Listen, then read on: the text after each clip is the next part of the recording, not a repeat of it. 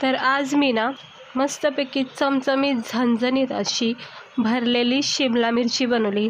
ही शिमला मिरची मी अगदी माझ्या आईच्या हाताच्या पद्धतीने मी बनवून दाखवलेली आहे। अगदी गावरान पद्धतीने बनवायला इतकी सोपी, लागणारं साहित्य अगदी आपलं गावरान पद्धतीचं आहे। म्हणजे माझी आई पूर्वी ज्यावेळेस पण असे शिमला मिरच्या बनवायची ना, सेम पद्धत मी तुम्हाला दाखवते।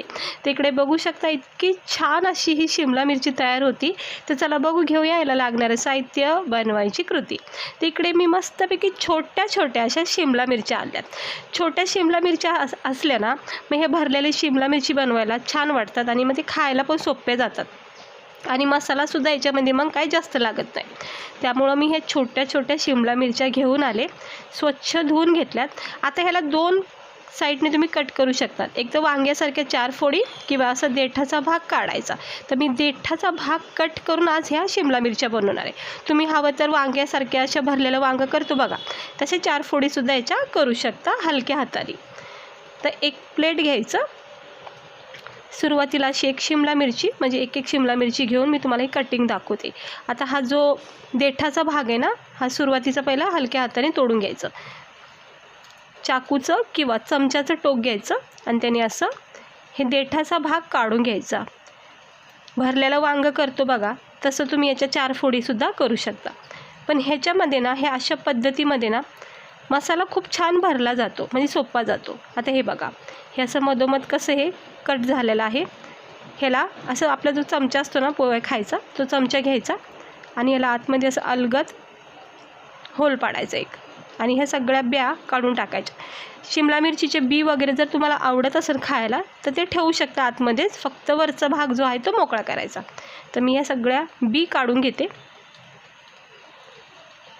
जितक्या निघतील तितक्या पडल्या जातील, बाकी थोड्याशा राहिल्या तरी काही हरकत नाही, पण वरच्यावर जितक्या आहेत तितक्या काढून घ्यायच्या। हे बघा मस्तपैकी मी याच्यामध्ये असं चिमटीमध्ये किंवा 2 बोटाच्या साहाय्याने सुद्धा याच्यामध्ये आपल्याला स्टफिंग भरू शकतो। आता मी दुसरीसुद्धा कट करते। हे सगळ्या शिमला मिरच्या याच्यामध्ये काढून घ्यायच्या।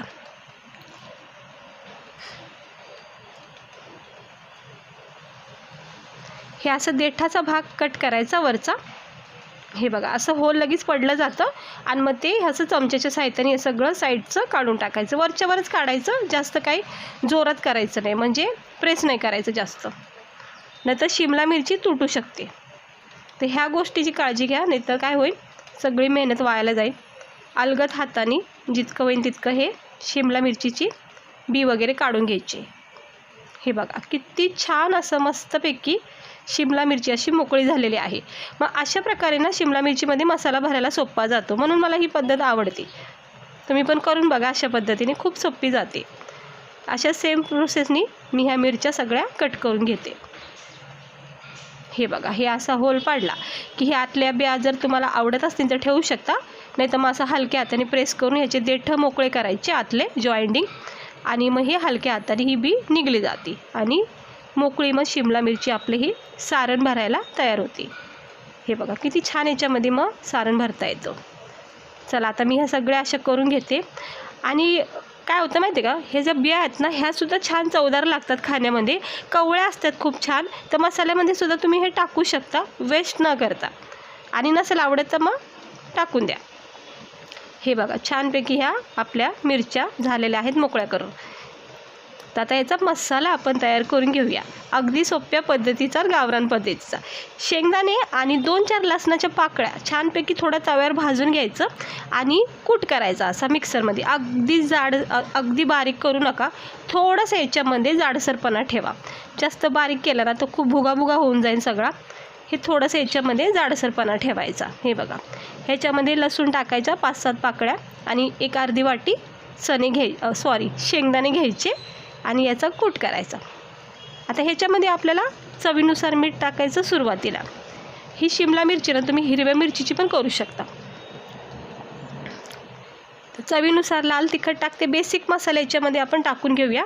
तर 2 चमचे लाल तिखट, एक अर्धा चमचा धना पावडर, एक अर्धा चमचा हळद टाकायची, त्यानंतर एक अर्धा चमचा आपण इथं गरम मसाला टाकूया। हे गरम मसाला मी इथे 1 चमचा टाकलेला आहे. सगळे मसाले 1-1 चमचा टाकलेला आहे. फक्त लाल मसाला 2 चमचे टाकला आहे. आणि आता आपल्याला हे सगळे मसाले हे शेंगदाण्याचा जो कूट केला ना त्याच्यासोबत चोळून घ्यायचं. हे बघा सगळे हे मसाले सुरुवातीला हे शेंगदाण्याचे कूट आहे ना त्याच्यावर चोळून घ्यायचं. म्हणजे छानपैकी कोटिंग होती आणि मसाल्याला चव येते. नाही तर मग शेंगदाण्याची चव वेगळी, मसाल्याची चव वेगळी असं नको व्हायला. त्यामुळं व्यवस्थित पहिलं हलक्या हाताने याला चोळून घ्या. आणि 1-1.5 चमचा तेल टाकू शकता किंवा थोडंसं चिमटीमध्ये किंवा असं ओंजळीमध्ये पाणी घेऊन ह्याला मसाला थोडा भिजू शकता. भिजवायचा म्हणजे फक्त आणि फक्त ह्याच्यामध्ये घट्टपणा आपल्याला तयार करायचा. मसाले चोळून घेतलेत तर मी इकडे पाण्याचा थोडा वापर करते. अगदी थोडा आहे बघा, असं ओंजळीत घ्यायचं, थोडं असं थेंब पाणी टाकायचं आणि मग हे सगळे मसाले चोळून घ्यायचे. हे असा मसाला तयार केला ना तर काय होतं, स्टफिंग आपली कुठलंही मग भरलेलं साहित्य करायचं असेल तर तो मसाला पॅक राहतो, निसटत नाही, तेलामध्ये पसरला जात नाही. हे बघा हे असं पॅक करायचं. फक्त ह्याचे जरासे गोळे तयार झाले ना बस, इतकाच ओलसरपणा ठेवायचा. पाणी जास्त टाकू नका, फक्त थेंब टाका जोपर्यंत हा मसाला असा पॅक होत नाही, ह्याचे गोळे असे तयार होत नाहीत. हे बघा असं चिकटपणा याचा तयार झाला ना, म्हणजे असे गोळे तयार झाले का हे असे, बस इतकंच बस झालं. मग पाणी टाकायचं नाही. आणि हा असा मसाला ना मग मिरचीमध्ये असो, वांग्यामध्ये असो, दोडक्यामध्ये असो मग पॅक राहतो. आणि अगदी सुक्का वाटल्या मसाले टाकून जर तुम्ही मिरचीत भरला तर तुम्ही अनुभव घेऊन बघा, तेलामध्ये लगेच निसटला जातो. आता ह्या ज्या मिरच्या कट केल्या त्याच्यामध्ये अलगद हाताने थोडा मसाला घ्यायचा आणि स्टफिंग भरायची. काय करायचं, सुरुवातीला थोडासा मसाला घ्यायचा, मिरचीमध्ये टाकायचा आणि चारी बाजूनी मिरचीच्या आतमध्ये हलक्या हाताने फिरून घ्यायचा. म्हणजे प्रत्येक कडाकडाला मसाला पॅक होतो. हे बघा अगदी हलक्या हातानेच करायची. आणि मग जितका पण मसाला तुम्हाला आवडत असेल खायला तितका भरा. तर मी शक्यतो जास्त मसाला भरत नाही, त्यामुळं पुरेसा आहे एवढा. खूप सोपं जातं हे. अशा पद्धतीने जर मिरची कट केली ना तर खूप सोपी जाईल मसाला भरायला. आणि आता हा मसाला ओलसर केला आहे त्यामुळं बघा कसा पॅक झाला आहे. असं हलक्या हाताने थोडा मसाला घ्यायचा आणि मिरचीमध्ये असा पॅक करायचा. हे बघा कसा पॅक झाला व्यवस्थित, कुठेही निसटत नाही किंवा असा पडला जात नाही. तेलसुद्धा वापरू शकता 1 चमचा. किती छान असं बघा. हे बघा असं अजिबात हा मसाला खाली पडला जाणार नाही, तेलात पण नाही आणि असं बाहेरसुद्धा नाही. तर सगळ्या मिरच्या मी अशा भरून घेते. तर सगळ्या मिरच्या भरून घेतलेल्या आहेत. आणि पाहू शकता आपल्या ह्या शिमला मिरची किती छान मसाल्यामध्ये पॅक झाल्यात. सुंदर अशा ह्या मसाल्यात पॅक झालेल्या आहेत. आणि हा थोडासा मसाला उरलेला आहे त्याचासुद्धा आपण वापर करायचा. तर पॅनमध्ये तेल तापत ठेवलं आहे. ह्या मिरचीला मी अजिबात पाणी वगैरे वापरणार नाही, फक्त तेलात करणार आहे. याची चव छान लागते. तुम्हाला सांगितलं मी आईच्या पद्धतीने करते. तर 1 चमचा जिरे टाकायचे तेलामध्ये आणि ह्या सगळ्या मिरच्या हलक्या हाताने पहिलं सुरुवातीला सेट करायचे, स्लो गॅस करून.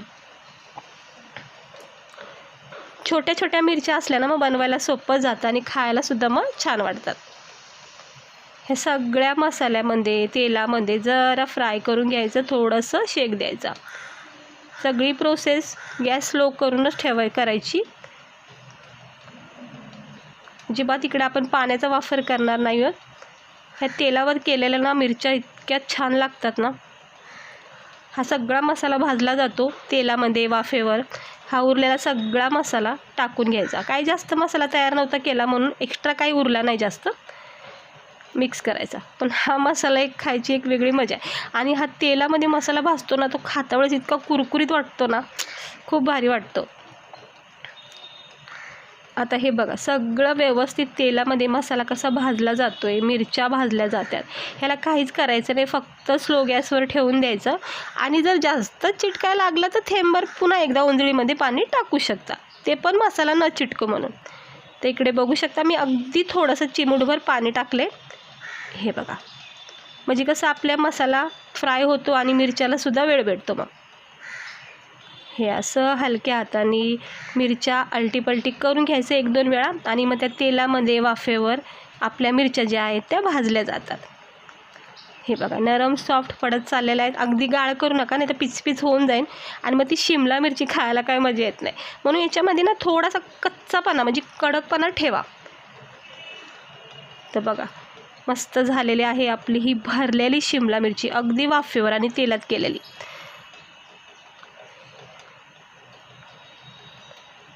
हे असा मसाला जर चिटकत असेल तर थोडंसं अगदी चिमूटभर पाणी टाकू शकता. तर मी काही पाणी टाकलं नाही आहे, पण हा मसाला इतका छान चव लागते याची. तर झाली आहे बघा मिरची तयार. तुम्हाला एक उचलून दाखवते. हे बघा किती छान अशी ही नरम सॉफ्ट झाली. थोडासा याच्यामध्ये मी कडकपणा ठेवला, खातावेळेस खूप मस्त वाटतं. आता काढून घेऊया आपण ह्याला गरमागरम प्लेटवर. तर ही आहे आपली भरलेली ढोबळी मिरची, भरलेली शिमला मिरची. बऱ्याच लोकांना शिमला मिरची आवडत नाही. तुमच्या घरी जर कुणाला आवडत नसेल तर ही अशा पद्धतीने अगदी गावरान सोप्या पद्धतीने शिमला मिरची नक्की करून द्या. बघा तुम्ही आवडीने खातील. तर दिसायलाच किती छान वाटते, अगदी आपण तेलात केली. आणि हा बघा हा मसाला इतका कुरकुरीत भाजला गेला आहे ना, खूप छान वाटतं. असं भातासोबत भाकरीसोबत खायला अप्रतिम लागतो. गरमागरम भाकरीसोबत किंवा डाळ भात वगैरे असेल तर अशा टायमाला तुम्ही ही भाजी तोंडी लावायला सुद्धा ही शिमला मिरची करू शकता. टिफिनला नेऊ शकता, प्रवासात नेऊ शकता, काहीही खराब होत नाही. तर कशी वाटली तुम्हाला रेसिपी? आवडली असेल तर लाईक करा, चॅनलला सबस्क्राईबर करा. भेटते मी तुम्हाला पुढच्या व्हिडिओमध्ये.